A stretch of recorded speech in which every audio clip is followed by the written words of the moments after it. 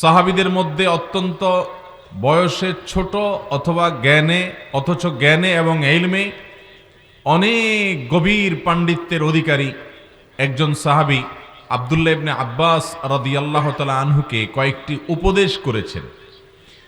যে চারটি উপদেশ বিশেষভাবে নবী করিম সাল্লাল্লাহু আলাইহি সাল্লাম করেছেন, স্বর্ণের অক্ষরে সেই উপদেশগুলো আমাদের লিখে রাখা দরকার এবং নিজেদের অন্তরে সেগুলোকে গেঁথে রাখা উচিত। বিশ্ববিখ্যাত হাদিস বেত্তা, হাদিস বিশ্লেষক, মুহাক্কিক, উলামায়ে কেরাম এবং মুহাদ্দিসিন আযম তারা এই হাদিস সম্পর্কে অনেকেই অনেক মন্তব্য করেছেন। কেউ কেউ বলেছেন যে এই হাদিস সম্পর্কে যদি কেউ কোন বিষয়, এই হাদিসের কোন অংশ সম্পর্কে যদি কেউ না বুঝে থাকে কিংবা এই হাদিসটি সম্পর্কে যদি কারোর ধারণা না থাকে, তাহলে একজন মুসলিম হিসাবে এটা তার জন্য অজ্ঞানতা ছাড়ার কিছুই নয়। ইসলাম জানবে আর এই হাদিসটি সম্পর্কে জানবে না, এটি হতে পারে না। ইসলামের মৌলিক কিছু নীতিমালার কথা এই হাদিসে, কয়েক লাইনের এই হাদিসে নবী করিম সাল্লাল্লাহু আলাইহি সাল্লাম বলে দিয়েছেন।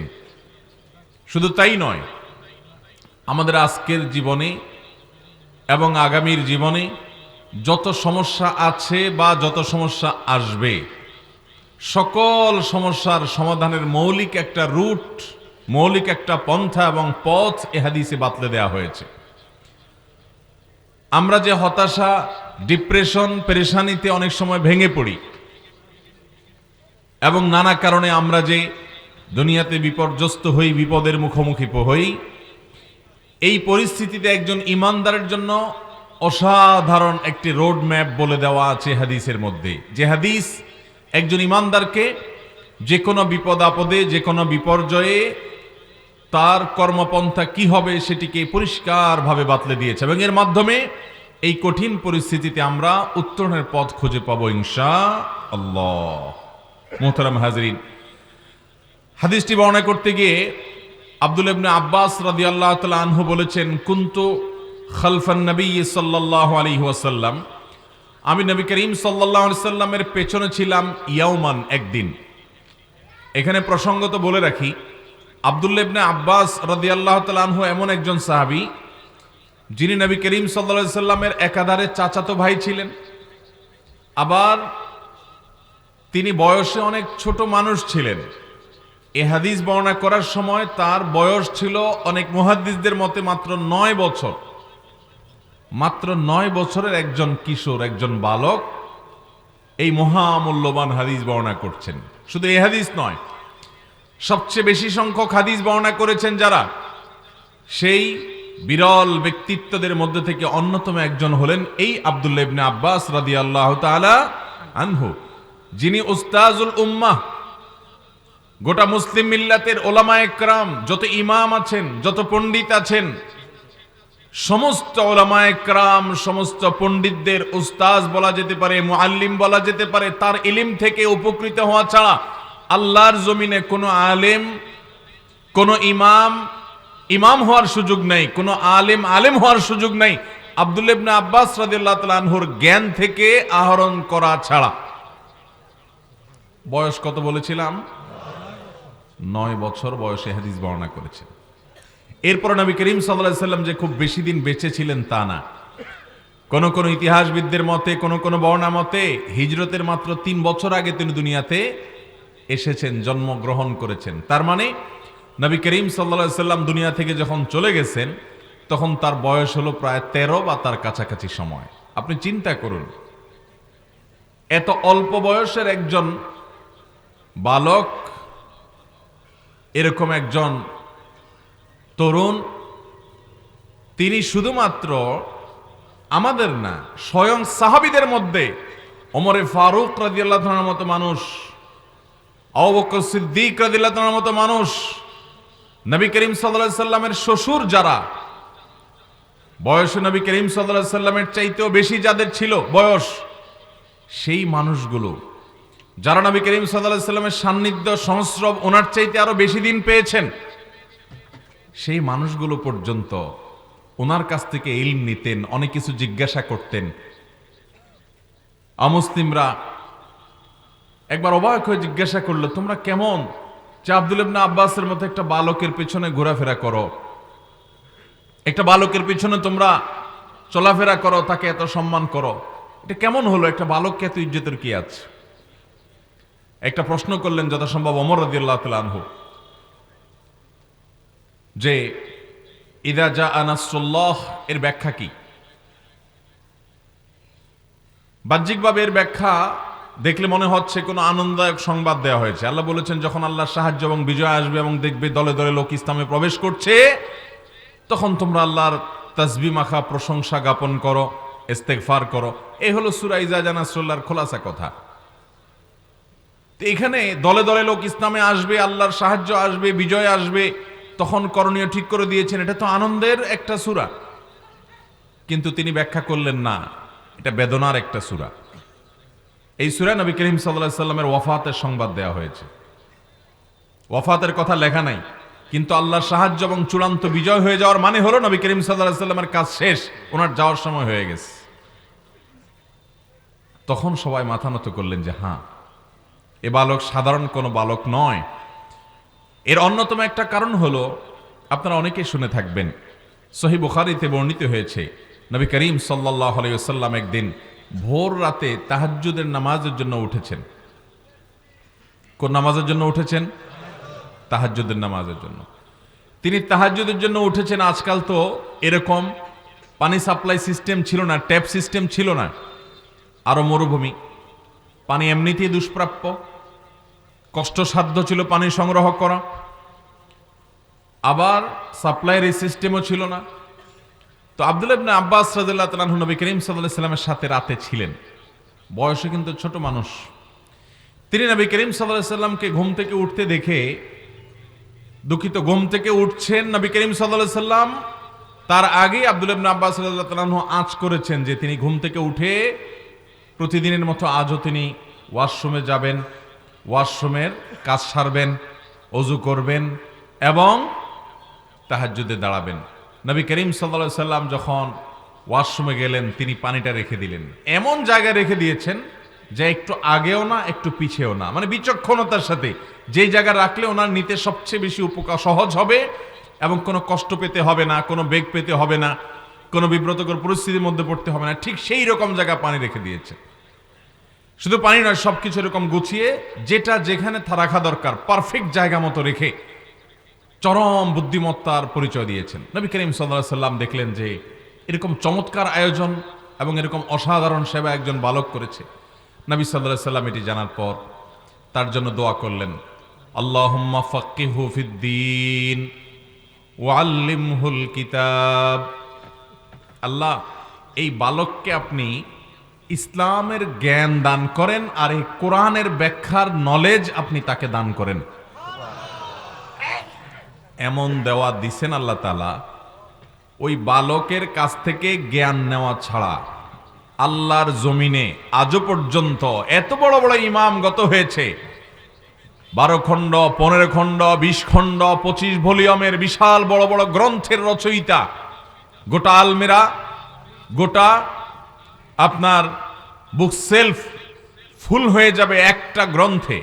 এত বড় বড় গ্রন্থ, বহু গ্রন্থ, কালজয়ী গ্রন্থের রচয়িতারা, যাদেরকে আমরা ইমাম হিসাবে স্মরণ করি, ইসলামের ইতিহাসের মহান পণ্ডিত ব্যক্তিবর্গ, একজনও নাই যে আব্দুল্লাহ ইবনে আব্বাস রাদিয়াল্লাহু তাআলার ইলম থেকে উপকৃত হওয়া ছাড়া কোরআনের তাফসীর বা ইসলাম বুঝার সাধ্য আছে। এরকম বড় জায়গায় আল্লাহ তাআলা নিয়ে গেছেন। নবীজি সাল্লাল্লাহু আলাইহি সাল্লামের দোয়া পেয়েছেন এই বালক, নাম কি? আব্দুল্লাহ ইবনে আব্বাস রাদিয়াল্লাহু তাআলা আনহু।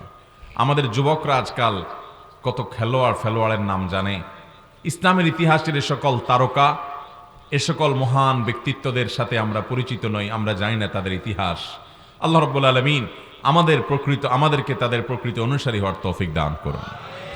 আব্দুল্লাহ ইবনে আব্বাস রাদিয়াল্লাহু তাআলা আনহু, আমি শুধুমাত্র এই আলোচনাটা, তিনি যেহেতু হাদিস বর্ণনা করেছেন এবং নবী করিম সাল্লাল্লাহু আলাইহি সাল্লাম একান্তে তাকে কিছু উপদেশ করেছেন, খুব স্নেহ করতেন, খুব মায়া করতেন, 4টি উপদেশ করেছেন।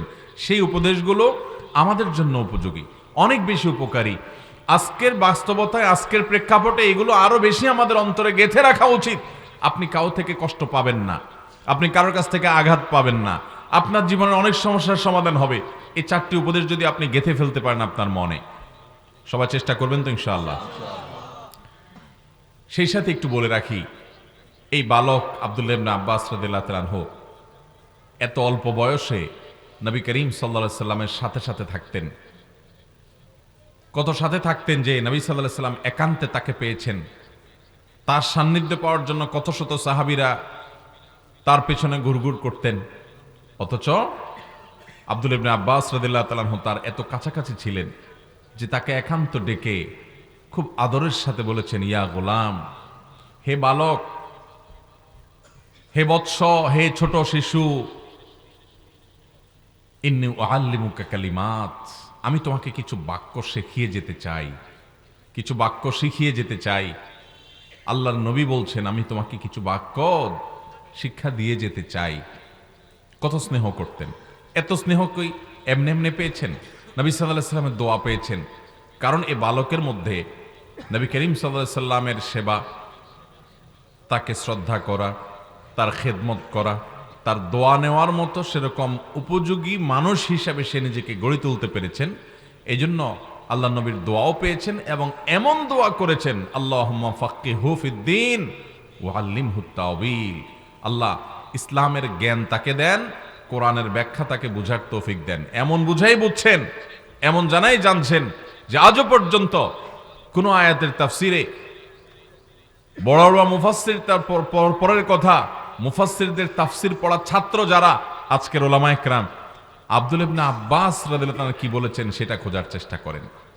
ভাইরা আমার, আমাদের আজকালকার যে বালকরা, আমাদের যে ছোট ছেলে মেয়েরা আছে, এদেরকে একটু কম্পেয়ার করেন তো।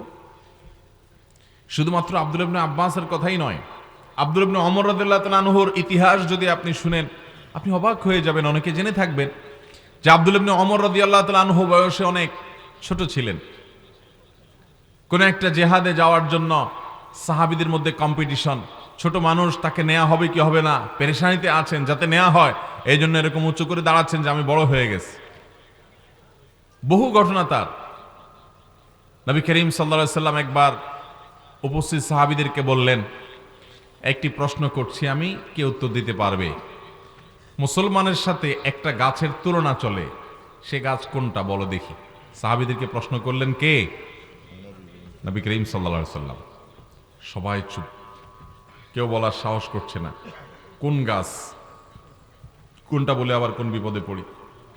সবাই চুপচাপ। আব্দুল্লাহ ইবনে ওমর রাদিয়াল্লাহু তাআলা আনহু মজলিসে ছিলেন, কিন্তু ছোট মানুষ ছিলেন। সামনে ওনার বাপ, চাচারা বসা, মুরব্বীরা বসা।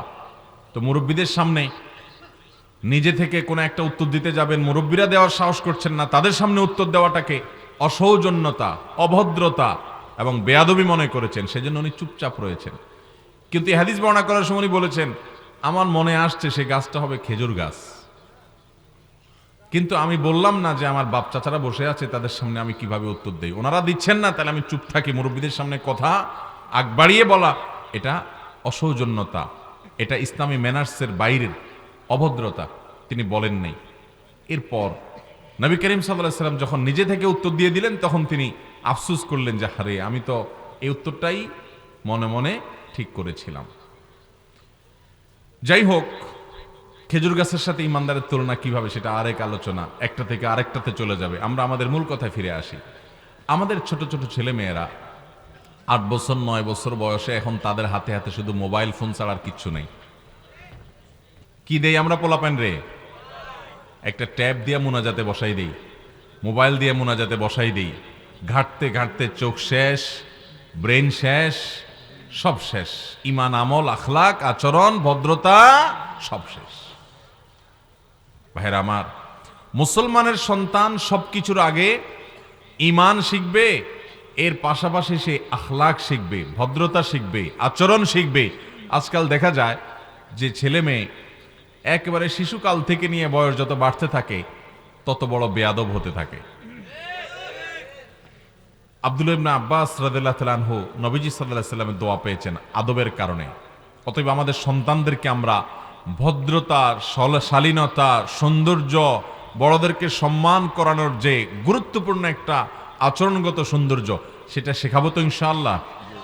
ছোটবেলা থেকে এগুলো পারিবারিকভাবে শেখাতে হয়, এগুলো শেখাতে হয় ভাইরা আমার। তাহলে এই সাহাবীর মতো এরকম মহান ব্যক্তিত্ব হওয়ার তৌফিক আল্লাহ তাআলা, তার মতো না হলেও তার অনুসারী হিসেবে বড় আলিম হওয়ার, বড় দায়ী হওয়ার এবং কোরআনের নলেজওয়ালা মানুষ হওয়ার তৌফিক আল্লাহ তাআলা দিবেন ইনশাআল্লাহ। তো যে হাদিসটি বলছিলাম, আব্দুল্লাহ ইবনে আব্বাস রাদিয়াল্লাহু তাআলা বর্ণনা করেছেন যে আমি একবার নবী করিম সাল্লাল্লাহু আলাইহি সাল্লামের পেছনে ছিলাম, তিনি আমাকে বললেন, ইয়া গোলাম, হে ছেলে, ইন্নী উআল্লিমুকা কালিমাত, হে বালক, তোমাকে আমি কয়েকটি কথা শিক্ষা দিতে চাই। এখানে মূলত 4টি বিষয় নবী সাল্লাল্লাহু আলাইহি সাল্লাম তাকে উপদেশ দিয়েছেন। তার প্রথমটি হলো ইহফাজিল্লাহ ইয়াহফাজুক, তুমি আল্লাহর আদেশ নিষেধকে, আল্লাহর ফরজ বিধানকে, আল্লাহর হারাম বিষয়গুলোকে মেনে চলবে, অর্থাৎ ফরজগুলোকে অবশ্যই করবে, হারামগুলো থেকে বেঁচে থাকবে। আল্লাহ যা করতে বলেছেন সেটা করবে, যা নিষেধ করেছেন তা থেকে বেঁচে থাকবে। আল্লাহর আদেশ নিষেধকে যদি তুমি মান্য করে চলো, নিশ্চিত থাকবে যে তোমাকে আল্লাহ তাআলা আখিরাতে তো বটেই, দুনিয়াতেও সকল সমস্যা বিপদ থেকে রক্ষা করবেন। আল্লাহর আদেশ নিষেধের মধ্যে যদি তোমার পুরো জীবনকে পরিচালিত করো, তোমার রক্ষাকারী হবেন কে? আল্লাহ। এটা তুমি মাথায় রেখে চলবা। উপদেশ নম্বর 2, ইহফাজিল্লাহ তাজিদহু তুজাহাক, আল্লাহ রাব্বুল আলামিনের আদেশ নিষেধগুলোকে হেফাজত করবে, সংরক্ষণ করবে। আল্লাহর কোনো ফরজ নির্দেশ, কোনো নির্দেশ পেলে সেটাকে মানার জন্য জান প্রাণ চেষ্টা করবে, কোনোভাবেই সেটাকে নষ্ট করবে না, এটাকে অবহেলা করে এটাকে কখনো নষ্ট করবে না। তুমি আল্লাহর বিধিবিধানগুলোকে যদি রক্ষা করে চলো, তাজিদহু তুজাহাক, আল্লাহর সাহায্য তুমি তোমার চোখের সামনে দেখতে পাবা। ভাইরা আমার, আমরা আজকাল ইসলাম ঝেড়ে ফেলে দিয়ে তারপরে দুনিয়ার উন্নতি চাই। মুসলমানের উন্নতির মূল পথই হলো আল্লাহ এবং তার রাসূল সাল্লাল্লাহু আলাইহি সাল্লামের বাতানো পথ। ওই পথের বাইরে গিয়ে মুসলমান কখনো উন্নতি করতে পারবে। নবী করিম সাল্লাল্লাহু আলাইহি সাল্লাম সে কথা বলে দিয়েছেন, ইহফাজিল্লাহ তাজিদহু তুজাহাক, তুমি আল্লাহর প্রতিটি কথাকে হেফাজত করবে, অর্থাৎ মেনে চলবে। আল্লাহর কোন নির্দেশকে নষ্ট করবে না, পাই পাই করে প্রতিটি কদমে কদমে প্রতিটি বিষয়কে তুমি মেনে মেনে চলার চেষ্টা করবে, কোনোটাকে নষ্ট করবে না। যদি এমন করে চলতে পারো, তাজিদহু তুজাহাক, তুমি আল্লাহকে, আল্লাহর সাহায্যকে তোমার সামনে দেখতে পাবে, পেছনে না, একেবারে সামনে আল্লাহর সাহায্য তোমার দিকে আসবে। আল্লাহ তাআলা সাহাবীদেরকে সাহায্য করেন নাই? কিরকম সাহায্য করছেন ভাই? মাত্র 10 বছর সময় মদিনাতে পেয়েছেন। কয় বছর? 10 বছর। 10 বছরে একজন মানুষ চাকরি বাকরি শুরু করলে শুধুমাত্র হাবভাব বুঝতে বুঝতেই 10 বছর চলে যায়। একটা ফ্যামিলি গরিব থেকে ধনী হতেও 10 বছর যথেষ্ট না, বহু বছর চাকরি করা লাগে। 2 নম্বর পথেও পারে না, হালাল পথে পটিব। অথচ মাত্র 10 বছরে সাহাবা একরাম গোটা পৃথিবীর সবচাইতে দুর্বল শক্তি থেকে সারা বিশ্বের সুপার পাওয়ারে পরিণত হয়েছেন। কয় বছর সময় নিয়েছেন? 10 বছর। আমাদের দেশে বা পৃথিবীর গণতান্ত্রিক অনেক দেশে সরকার 5 বছর 4 বছরের জন্য ক্ষমতায় আসে। 2 টার্ম 3 টার্ম থাকার পরও মনে হয় যে আরো অনেক কাজ বাকি। একটা দেশের অবকাঠামো বা এগুলো ঠিক করতে 10 বছর 20 বছর কেন, সরকারের পরে সরকার বদলে চেহারা বদলাতে এত সহজে পারা যায়। সেখানে গোটা বিশ্বের চেহারা পরিবর্তন করে দিয়েছেন সাহাবীরা। কয় বছরে? মাত্র 10 বছরে। সবচাইতে দুর্বল মানুষ নিজের মাতৃভূমিতে থাকার অধিকার পর্যন্ত পান নাই, বিতাড়িত হয়েছেন, স্বাধীনতা থেকে বঞ্চিত করা হয়েছে। সেখান থেকে নিজের মাতৃভূমি উদ্ধার করে স্বাধীনতা অর্জন করেছেন। শুধু তাই নয়, গোটা বিশ্বকে পায়ের নিচে নিয়ে এসেছেন। কয় দিনে? 10 বছরে। তাদের কাছে কি ছিল? অ্যাটম বোমা ছিল? পারমাণবিক বোমা ছিল? ট্যাঙ্ক ছিল? বোমারু বিমান ছিল? কি ছিল? আল্লাহর শপথ, তাদের মূল শক্তি ছিল ঈমান এবং তাকওয়া এবং নেকামলের শক্তি। এই শক্তি এত বড় শক্তি আল্লাহ তাআলা কোরআনে কারীমে এই জন্য বলেছেন, ওয়ালা তাহিনু ওয়ালা তাহজানু ওয়ালা তাহিনু ওয়ালা তাহজানু ওয়া আনতুমুল আ'লাউনা ইন কুনতুম মুমিনিন। কখনো মনমরা হবে না, কখনো পেরেশান হবে না, হীনমন্যতা তোমাদেরকে যেন কখনো পেয়ে নয় বসে, তুমি কখনো নিরাশ হবে না। তুমি নিশ্চিত থাকো, তুমি যদি প্রকৃত ইমানদার হও, ইমানের সেই লেভেলে তুমি নিজেকে নিতে পারো, নেকামল যদি সেভাবে করতে পারো, তোমরাই বিজয়ী হবে, কোনো সন্দেহ। অতএব ভাইরা আমার, সব কিছুর আগে আমার ইমান, আমার তাকওয়া, আমার সালাত, আমার যাকাত, আমার হজ, আমার তাহারাত, আমার আচরণ, আমার আখলাক, আমার লেনদেন, আমার কাজ কারবার, প্রতিটি বিশ্বাস, প্রতিটি কাজ, প্রতিটি কর্ম, প্রতিটি পদক্ষেপকে কোরআনের আলোকে, সুন্নাতে রাসূল সাল্লাল্লাহু আলাইহি সাল্লামের আলোকে যদি সাজাতে পারি, আল্লাহ নবী সাল্লাল্লাহু আলাইহি সাল্লাম সে আব্দুল ইবনে আব্বাস রাদিয়াল্লাহু আনহুকে বলেছেন যে ইহফাজিল্লাহ তাজিদহু তুজাহাক, আল্লাহর বিধিবিধানগুলোকে যদি হেফাজত করে চলো, একেবারে পুঙ্খানুপুঙ্খ করে মেনে চলো, পরিপূর্ণভাবে যদি মেনে চলো, আল্লাহর সাহায্যকে, আল্লাহকে তুমি সামনে পাবা, পিছনে না, সামনে পাবা। ব্যক্তিগত সমস্যা বলেন, সমষ্টিগত সমস্যা বলেন, জাতিগত সমস্যা বলেন, ইমানদারের সকল সমস্যার সমাধানের মূল সূত্র হলো আল্লাহর আনুগত্য এবং পূর্ণ ঈমান। এটা যদি থাকে, সে যেখানে হাত দিবে ওখানে আল্লাহ তাআলা স্বর্ণ বানিয়ে দিবেন ইনশাআল্লাহ। সাহাবীদেরকে আল্লাহ বানান নাই? নবী করিম সাল্লাল্লাহু আলাইহি ওয়াসাল্লাম জান্নাতুল সাহায্য দেখান নাই?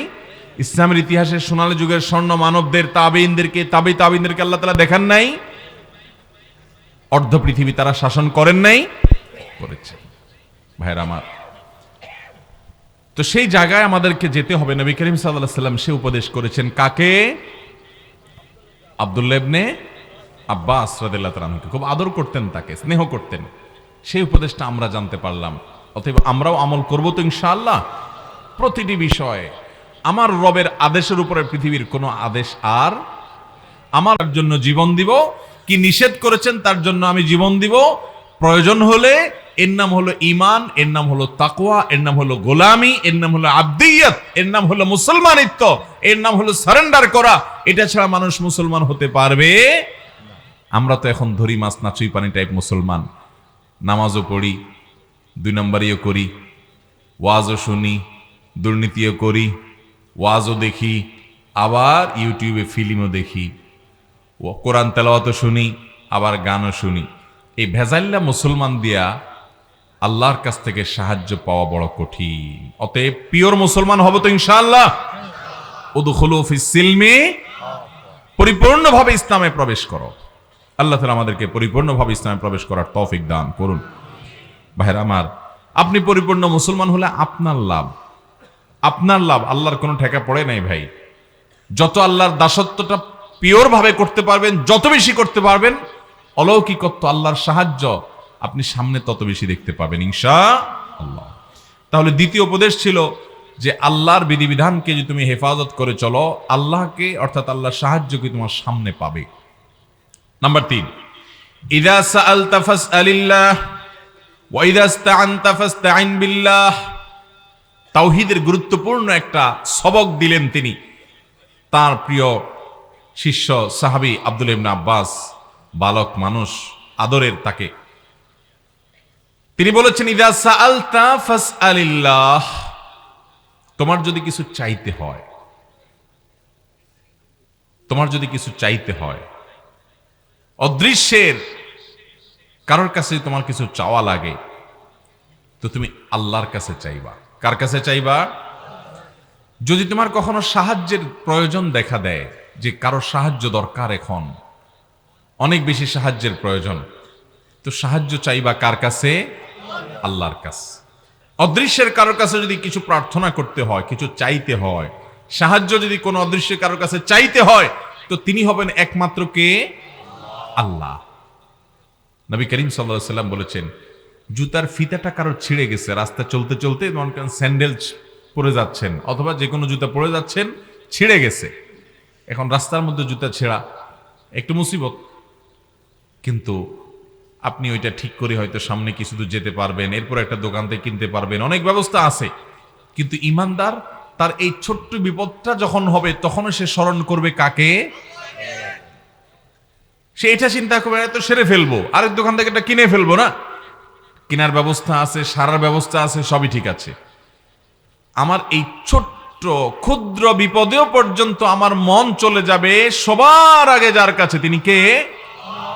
আর আমাদের অবস্থা হলো জুতার ফিতা ছেঁড়া তো অনেক পরের কথা, জীবনে অনেক বড় বিপদ আসার পরও আমরা এর কাছে যাই, অমুকরে ফোন দেই, তমুকরে মেসেজ দেই, অমুকের হাতে পায়ে ধরি, অমুকের অফিসে চলে যাই, সব কুল কেনারা করার পর যখন কোনো রাস্তা পাই না, এবার যায় বলি আল্লাহ।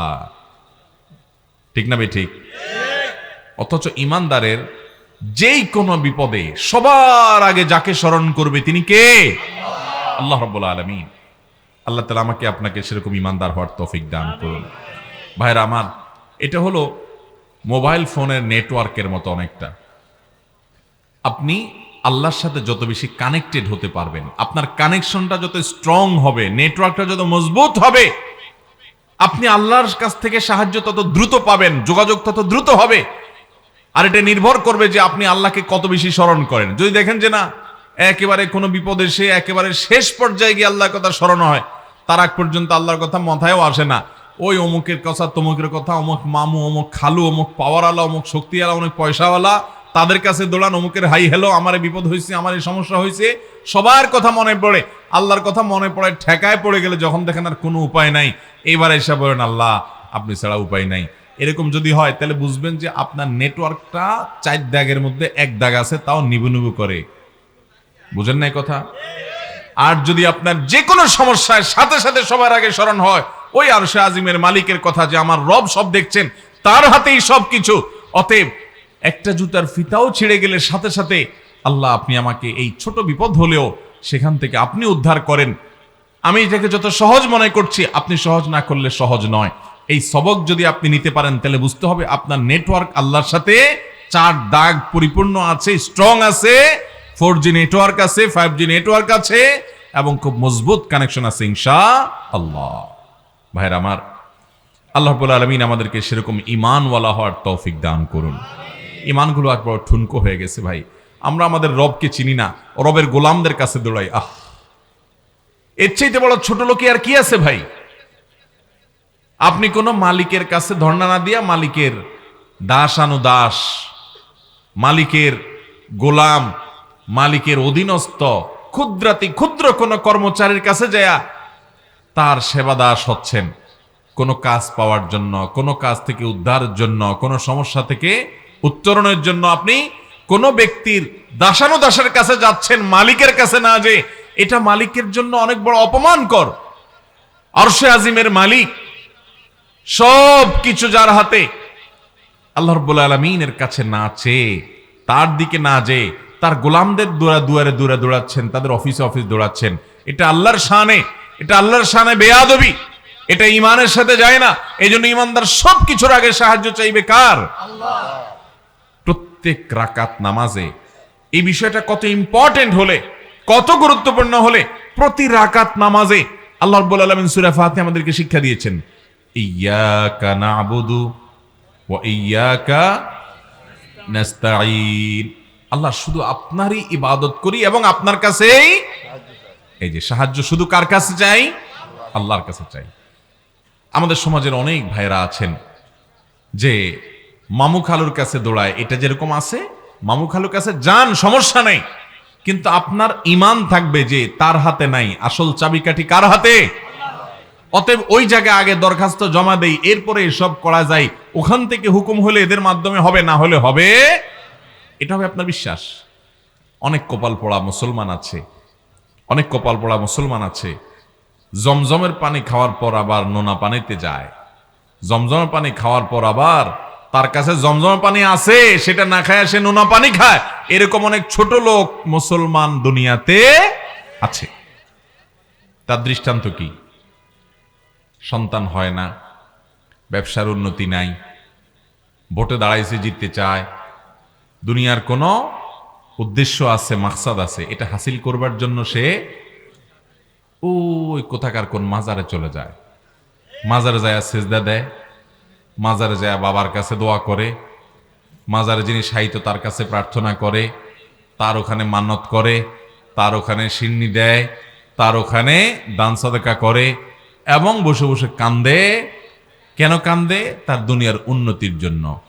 এই লোকটা ইমানদার নিজেকে দাবি করে, সে আল্লাহকে চিনে, আল্লাহর পরিচয় জানে, সে জানে যে আল্লাহই হলেন একমাত্র সত্তা যিনি কাদির, সবকিছু করতে সক্ষম, আর কেউ না, সব সৃষ্টি আর তিনি স্রষ্টা। এই কপাল পোড়া জানে, তারপরও মহান সৃষ্টিকর্তা আর মহান মালিকের কাছে না যাইয়া মালিকের একজন দাসের কাছে যায় গোলামি করছে। এর চাইতে বড় কপাল পোড়া, এর চাইতে বড় বেয়াদব, আল্লাহর সামনে বেয়াদবি করার মতো মানুষ আল্লাহর জমিনে আরেকটা নেই। এই জন্য তাকে শিরক বলা হয়েছে, আর শিরকের অপরাধকে জুলমে আযীম বলা হয়েছে, এবং এটা আল্লাহ তাআলা মাফ করবেন না তওবা ছাড়া দুনিয়া থেকে গেলে। এরকম কপাল পোড়া আমাদের মধ্যে আছে না নাই? আহা ভাইরা আমার, এই শিরক আমরা অনেকভাবে করছি। অনেকে ভালোবাসেন, আপনি এমন ভালোবাসা বাসেন তার জন্য জীবন দিতে পারবেন। জীবন যদি কারোর জন্য দিতে হয় ভালোবাসায়, তিনি কে? একমাত্র আল্লাহ। আমার জীবন যদি কারোর ভালোবাসায় বেলানোর মতো ইমানের শক্তি আমার মধ্যে থাকে, তো তিনি কে হবেন? একমাত্র আল্লাহ রাব্বুল আলামিন। যার নির্দেশে আমি গভীর রাত পর্যন্ত জেগে থাকবো, যার ভালোবাসায় আমি গভীর রাত পর্যন্ত জেগে থাকবো। আজ মুসলমান রাত 1টা 2টা 3টা পর্যন্ত জেগে থাকে কাফেরের খেলা দেখার জন্য। আল্লাহর ভালোবাসায় ফজর পর্যন্ত জাগার তৌফিক হয় না। আল্লাহ এই দুর্ভাগা হতভাগা মুসলমানিত্ব থেকে আমাদেরকে পিওর এবং খাঁটি মুসলমান হওয়ার তৌফিক দান করুন। ভাইরা আমার, নফসের গোলামি করে শয়তানের কথা শুনে বহু সময় কাটাইছেন। আসেন একটু আল্লাহর গোলামি কিছুদিন করে দেখেন। আমি আল্লাহর শপথ করে বলতে পারি, আল্লাহর দাসদের গোলামি করে যে তৃপ্তি পাইছেন, যতটুক পাইছেন, আরশে আজিমের মালিকের গোলামি করলে তার চেয়ে অনেক বেশি মজা পাবেন ইনশাআল্লাহ। সালহাতু সঙ্গে বুদি দিল খারাস, আজমুদে এক জামানা খাকে বাস। বহুকাল তো ভাই পাথর হয়েছিলেন, আসেন না একটু মাটি হয়ে দেখেন, একটু চোখের পানি ফেলে, একটু সেজদা লুটিয়ে পড়ে। খেলার জন্য তো বহু রাত জাগছেন, আসেন না একটু শীতের সময় ফজরের সময় উঠে আল্লাহর মহব্বতে আরামের ঘুম হারাম করে কম্বলটা ফেলে দিয়ে আসেন একটু ওযু করে সেজদা লুটে পড়ে দেখেন। আল্লাহর শপথ করে বলছি, আপনার অন্তরে এক ধরনের স্বাদ অনুভব হবে যে আমি আমার মালিককে সেজদা নিবেদন করতে পারছি, আলহামদুলিল্লাহ। বহুত কপাল পোড়া শুয়ে আছে, আল্লাহ আমাকে তৌফিক দিয়েছে, কৃতজ্ঞতায় মাথা অবনত হবে, আল্লাহ শুকরিয়া আদায় করতে পারবেন। চেষ্টা করবেন তো ইনশাআল্লাহ? ভাইরা আমার, আল্লাহর সঙ্গে ভালোবাসা শিরক করছি আমরা, শিরক।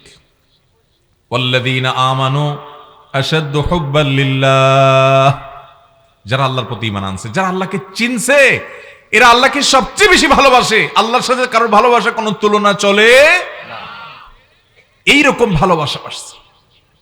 ভাইরা আমার, যে ভালোবাসায় সুমাইয়া রাদিয়াল্লাহু তাআলা আনহা জীবন দিয়ে দিয়েছেন, কোনো এটার জন্য কোনো আফসোস হয় নাই। যেটার জন্য হামজা রাদিয়াল্লাহু তাআলা আনহু শাহাদাত বরণ করেছেন, কোনো আফসোস হয় নাই, প্রাউড ফিল করেছেন।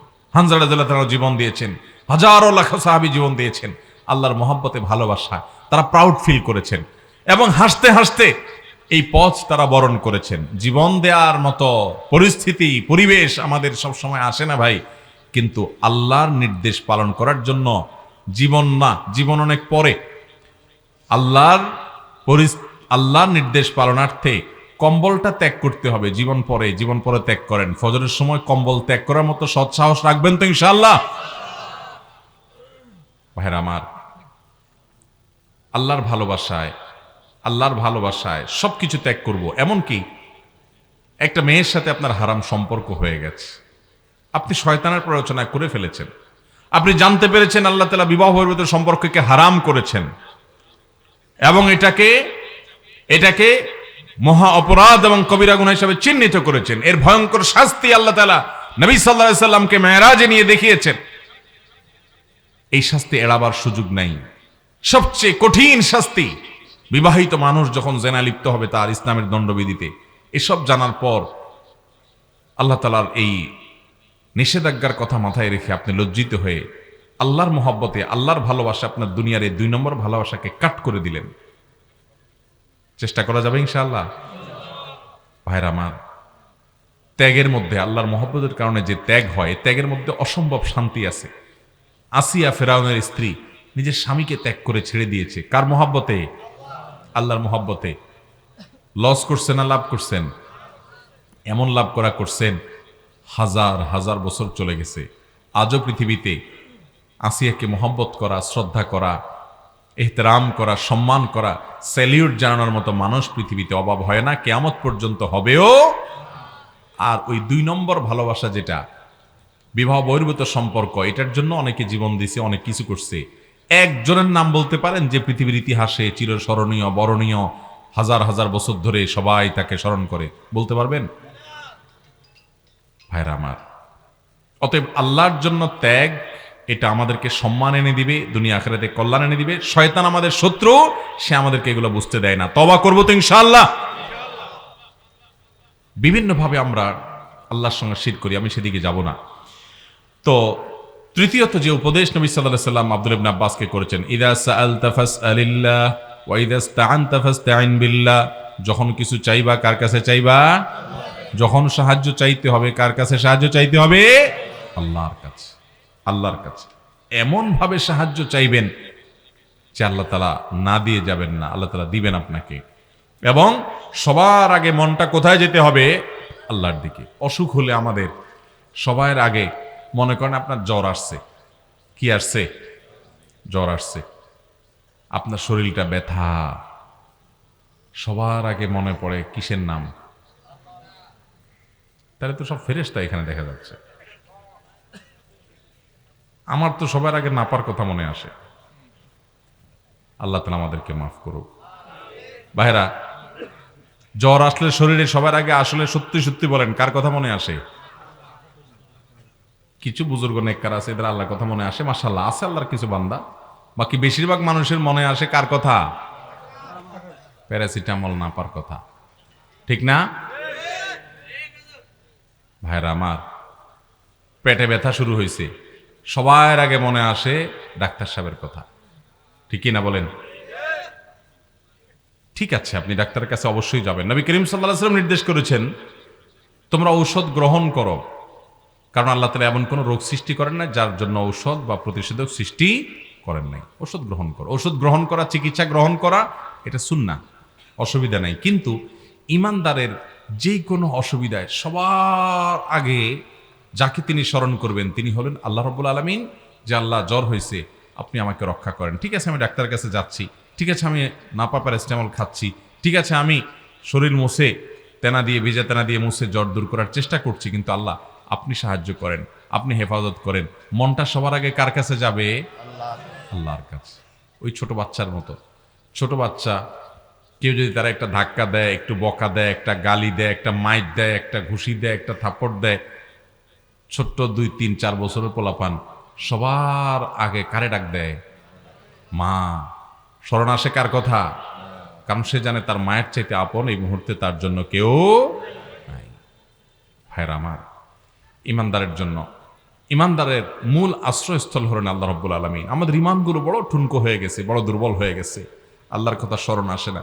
আমি নিজেও ভাই এই রোগ থেকে মুক্ত না, আপনাদেরকে বলছি আমিও এই রোগ থেকে ঊর্ধ্বে উঠতে পারি নাই। আল্লাহ রাব্বুল আলামিন আমাকে, আপনাকে, আমাদের সবাইকে আল্লাহ তাআলার সাচ্চা ইমানদার বান্দা হওয়ার তৌফিক দান করুন। ইমানের একেবারে ডিপে যাওয়ার, গভীরে যাওয়ার তৌফিক আল্লাহ তাআলা আমাদেরকে নসিব করুন। সবার আগে যেন আমাদের রবকে আমরা স্মরণ করতে পারি, সেরকম ইমানওয়ালা হওয়ার তৌফিক নসিব করুন।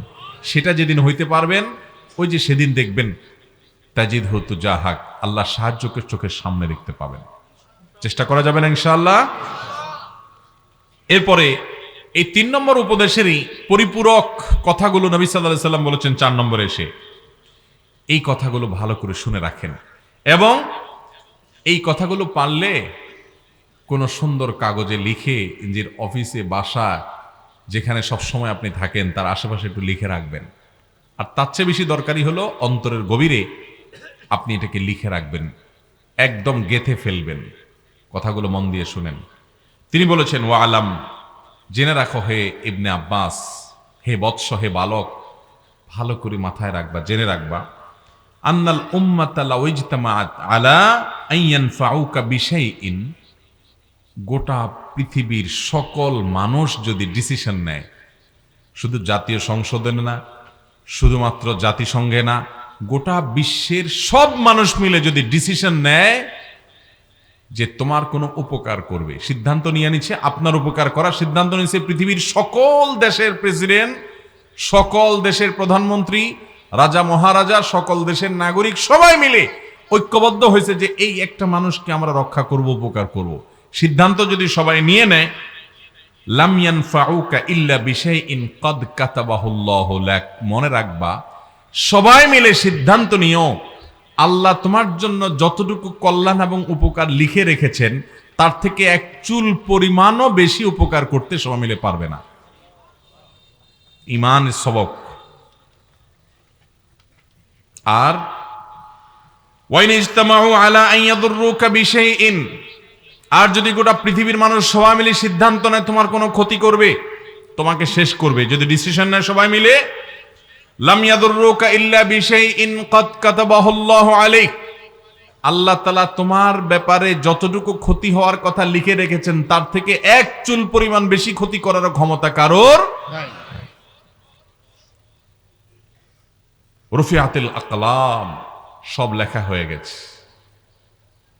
ওয়াজুফাতিস সুহুফ, ওয়াজুফাতিস সুহুফ, এবং সহিফা সমূহ যেগুলোতে লেখা হয়েছে তাকদীর, সেগুলো শুকিয়ে গেছে, অর্থাৎ সিদ্ধান্ত চূড়ান্ত হয়ে গেছে। ভাইরা আমার, এই একটা কথা যদি আপনার মাথায় থাকে তাহলে আপনি পৃথিবীতে কোনো মানুষের প্রতি অতি আস্থা রেখে, আসে না অনেক সময় দেখবেন যে অনেকের কাছে বহুত আশা, বুক ভরা আশা নিয়ে আসে যে আমার কিছু একটা করে ফেলবে, বা এরা সবাই আমার সাথে আছে, অনেক আশা করে, পরে দেখা গেল যে আশার গুড়ে বালি, কিছুই হয় নাই। হয় কি হয় না এরকম? আবার অনেক সময় দেখা যায় ভয়ে তটস্থ, হায় রে আমার তো রক্ষা নাই, আসলে কিছুই হয় না। এরকমই হয় কি হয় না?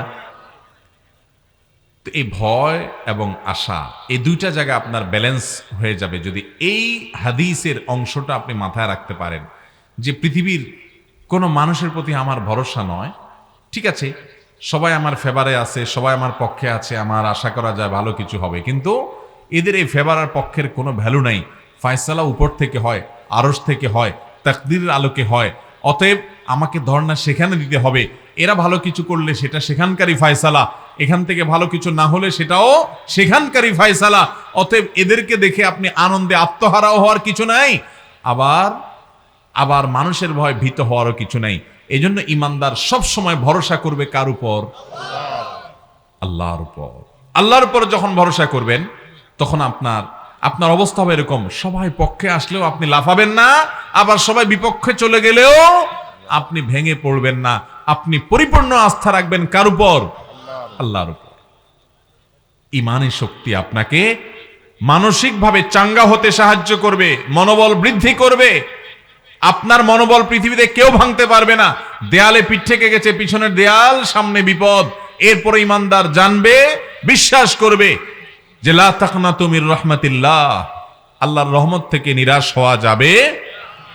ওমাই ইয়াকনাতু মির রাহমাতিল্লাহ মির রাহিল্লাহ ওয়ালা ইয়াইআস মির রাহিল্লাহ ইল্লাল কওমুল কাফিরুন, আল্লাহর রহমত থেকে বেঈমান ছাড়া কেউ নিরাশ হতে পারে না। শেষ মুহূর্তেও তার ভরসা আস্থা থাকবে কার উপর? আল্লাহর উপর। দেখবেন কারোর কাছ থেকে আঘাত পাইছেন, কষ্ট হবে না, কারণ আপনি অনেক আশা করছেন যে এ আমার উপকার করবে, সাপোর্ট করবে, কিন্তু আপনার তো জানা আছে ওর উপকারের কোনো ক্ষমতা নাই। যদি সে সাপোর্ট না করে বুঝবেন এটা ফয়সালা ছিল না, এর হাতে কিচ্ছু নেই। আর যদি এক জায়গা থেকে খুব ক্ষতির আশঙ্কা করছেন, ভেঙে পড়বেন না, নিশ্চিত থাকেন যতটুকু ক্ষতি আপনার নসিবে লেখা আছে ততটুকুই হবে, এর বেশি হবে না। টেনশনের কোনো কারণ নাই। আস্থা রাখবেন আল্লাহর উপরে, দোয়া করবেন, কানেকশন করবেন সেখানে, ওখানে দরখাস্ত জমা দিয়ে এরপরে তদবির করবেন। ঠিক আছে না ইনশাআল্লাহ? আল্লাহ রাব্বুল আলামিন আমাকে, আপনাকে, আমাদের সবাইকে এই মহামূল্যবান হাদিসটার উপর আমল করার তৌফিক দান করুন। ঈমানের সবকটা আমরা অন্তরের ভিতরে বসায় নেব তো ইনশাআল্লাহ। আল্লাহ তাআলা আমাকে, আপনাকে, আমাদের সবাইকে নবী করিম সাল্লাল্লাহু আলাইহি সাল্লাম তার অত্যন্ত আদরের স্নেহের সাহাবী এবং চাচাতো ভাই আব্দুল্লাহ ইবনে আব্বাস রাদিয়াল্লাহু তাআলা আনহুকে যে উপদেশগুলো একান্তে করেছেন, সেগুলো আমাদেরকে মানার, আর আমাদের ছেলে মেয়েদেরকে এরকম ঈমানের শিক্ষা, তাওহীদের শিক্ষা তাদেরকে যেন আমরা দিয়ে যেতে পারি এবং তাদেরকে যেন আল্লাহর উপরে আস্থাশীল করে যেতে পারি, সেই তৌফিক আল্লাহ তাআলা আমাদেরকে দান করুন। যদি করতে পারি, যেদিন আমরা এই গুণে গুণান্বিত হয়ে যাব, আমরা নিজেরা তো বটেই, জাতি হিসেবে মুসলিমরা গোটা পৃথিবী আবারও পায়ের নিচে আসবে ইনশাআল্লাহ।